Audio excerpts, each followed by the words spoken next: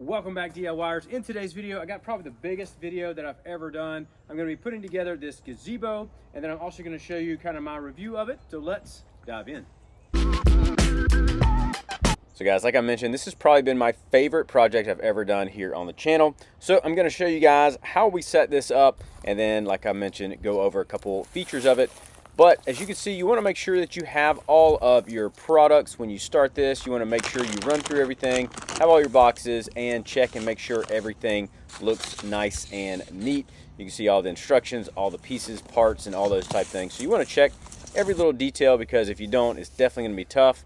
I actually didn't exactly know where I wanted my gazebo at the beginning, so I kind of just chose this area to get started. So to begin, you want to go ahead and put the feet on the legs here. It does come with a small Allen wrench and a couple of tools, but I did pretty quickly go ahead and grab one of my larger hex key Allen wrench options right here. And then also you can use an impact drill. I would say turn it down as low as you can, because you don't want to strip any of these screws or any of these nuts. So you want to make sure that this is again super low, and you can go ahead and make it a lot faster with a drill.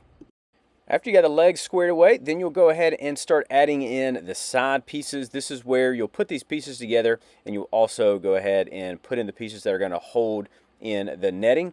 You can see my son right here was pretty excited about doing this. He loves doing Legos, and so he was excited about diving in and helping as well. Then I actually went ahead and got the entire family involved. I will say that this does help a ton. If you can have a couple people helping you hold some of these beams, this will definitely help just drilling everything back in and making sure everything goes together really smoothly. I would say this part is a little difficult because the screws are actually a little bit further into the metal, and I'll show you that in just a minute. But like I mentioned, it will be helpful if you have a couple helping hands and a few of these items in this project. And here's a close-up view of what I was saying. You can just see that the screws are a little bit further into the metal, so you will need someone to help you hold that so you can get all those screws in there. So after a few minutes, then you'll have your structure started, and now it's actually starting to take some shape, which is nice. Next thing you want to do is start putting the support beams on. These are pretty easy, and they'll go on pretty smooth.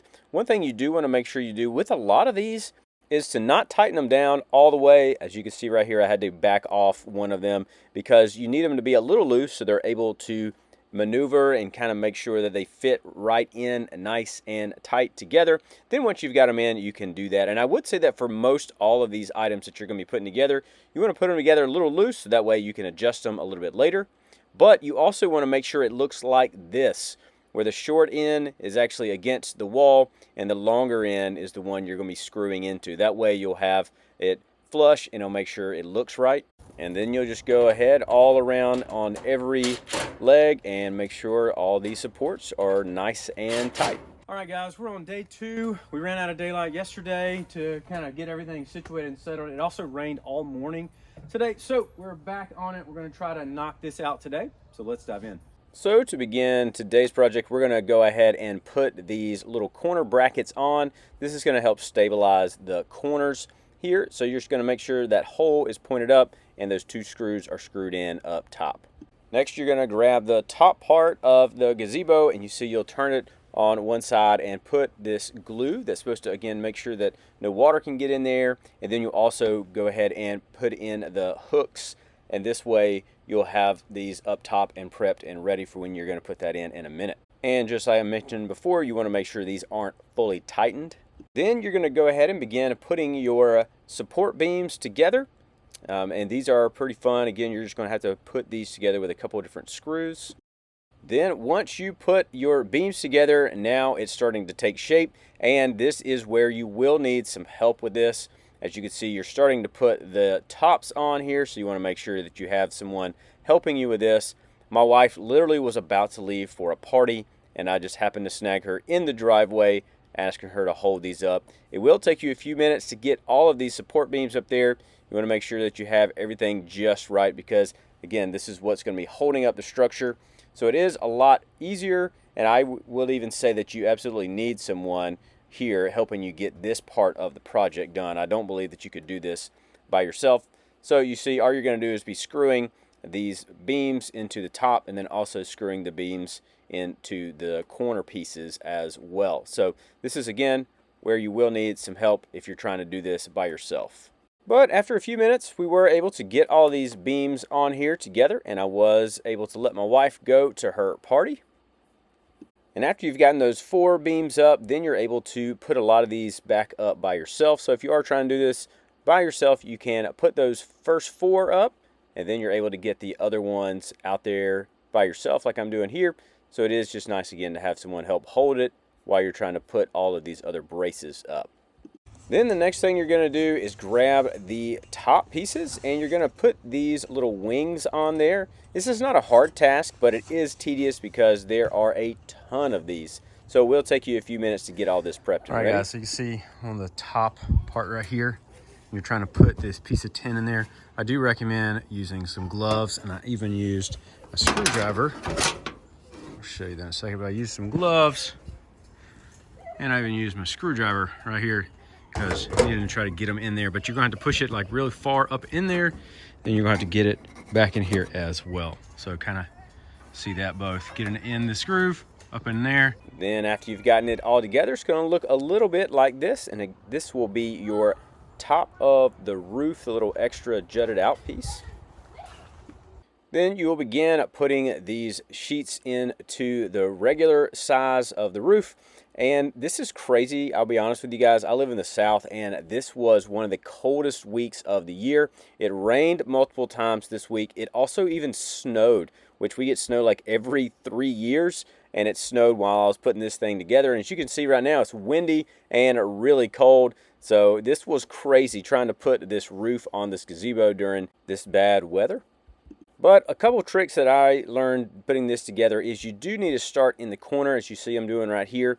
That helps kind of give you some stability. And then also each little overlap, you'll need to make sure that goes together really well, because it'll kind of build on itself and kind of give it a more strength and stability. So you need to go from the corner, make sure it's straight, it's stable, and it actually fits right in there. Then you can kind of build on that and build towards the middle. So you want to start in the corner, then go to the middles. But all you're going to do is just keep doing that all the way around the gazebo, and then after you have done all of those and made sure all the screws are nice and tight, it will begin looking like this. You can see it looks really nice, and it does fit well all together. You see all the pieces do fit nice and neat and tight in there. So it is good, and it will happen. It will just take you a little bit of time. I will say they do have a screw up top here. This one is pretty difficult because you do have to put a little block underneath it. So what you want to make sure you do is have this other one right here loose. You want to take this one out. That way you're able to put this one in first, then go back and put in the other screw. Kind of make sure that they all fit in. So that's kind of how they all get held in there. They're all nice and tight, and then they're tightened with these screws here in the top of these tins. And like I mentioned before I got finished, it began snowing, which is just insane to me. But this looks beautiful out here, and one of the last things that you're going to do, which I was doing in the snow, is putting the netting and then also the protective barrier around the outside, which is only just popping those little plugs into the holes. And I'll show you that here in just a second. All right, guys, well, we got it finished. As you can tell, this looks incredible. We went ahead and put some lights on this. Just kind of made it a little nicer. We might switch this up. We're still trying to decide what we're going to do with it, but we've been super excited about this thing. We've been waiting for one of these and trying to get one of these, so we're super excited about this opportunity. We like it. Again, you can see right here, we got a little fire pit. We got some chairs and a little setup. Thinking about putting my grill back here. We even have a little table next to here, so we might could do some eating and stuff like that. So got a couple different options that we could do with this. A couple things I like about this.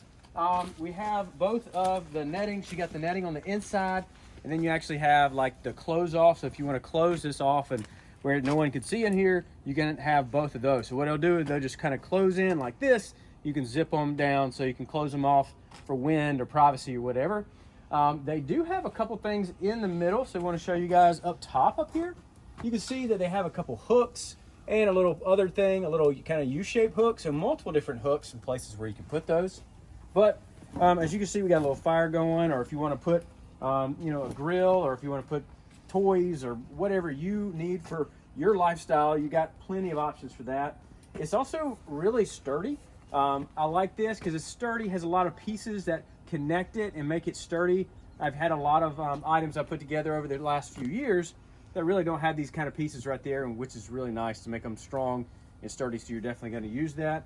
And I think overall it just looks really nice, and we're super excited about having fun out here, kids having fun, and being able to enjoy the backyard and place to sit. So a lot of cool features on that. And here's a couple more places I did want to highlight. You can see this is the netting here itself. It actually just has these two Velcro patches that you can just stick those onto the pole so they're going to be out of the way. And it does have a little zipper, like I mentioned. You can see the zipper right here on the bottom of the netting. So these will zip together, so if you want to make sure that no bugs get in there, or if you want to put this little privacy screen, you can do that one as well. So it's really nice and easy to use for that. But our kids have absolutely loved this. They were super excited watching us put this together and could not wait to get started. And as you can see, they have loved just having our fire out here and just kind of hanging out up under this little gazebo. But this has honestly become one of our new favorite hangout places. Now we love to come back here and just relax under our gazebo here. You can see it with the lights on. It's so much fun just getting out here, just enjoying being outside, and there's so many different features you can do with this. It did begin raining here while I was filming, and I wanted to show you guys. You can see the water does bead into the gutters and then actually drips out of the corners, which is really nice. It'll help keep you dry underneath the structure. But overall, I think there's so many cool things that you can do with this. And like I mentioned, this is one of our favorite places to hang out. I know we're going to love this even more in the summertime. We might put a little fan in here. We might even put some more lights.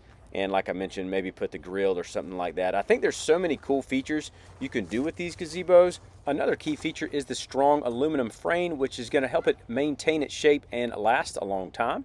So if you're interested in one of these, I will have the link down below. You can check it out down there. I will also have a coupon code for this Purple Leaf Gazebo.